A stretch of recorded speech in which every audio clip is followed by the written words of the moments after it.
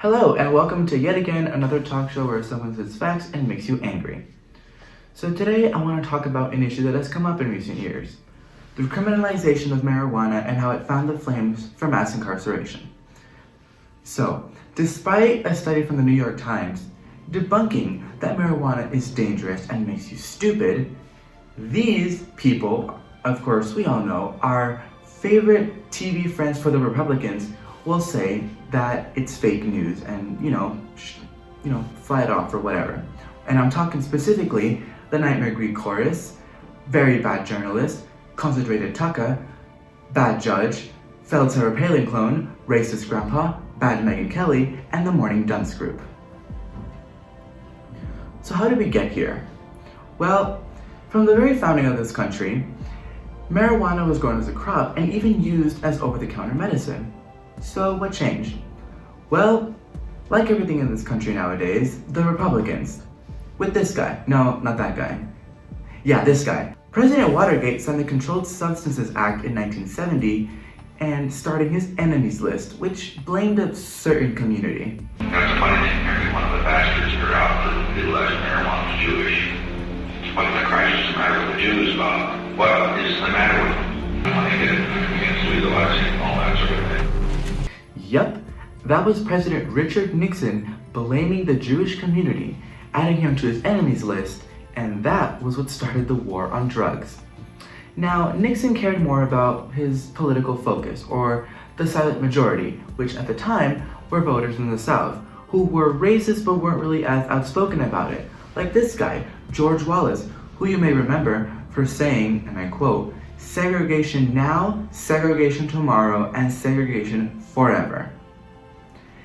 Wallace ran against Nixon in 1968, winning a few states in the South. Not many, but still. Nixon signed the Pandora's box on the war on drugs in 1971, and a year later, these were the results. Nixon won in a landslide. His racially targeted war on drugs worked. So what happened next? For the next few presidents after Nixon, except for Jimmy Carter, all made the problems much worse, especially Reagan signing the zero-tolerance drug policy in his first year, and after that, arrests skyrocketed once it was enacted into law. With that came racial profiling in police departments when they would focus on high-crime areas.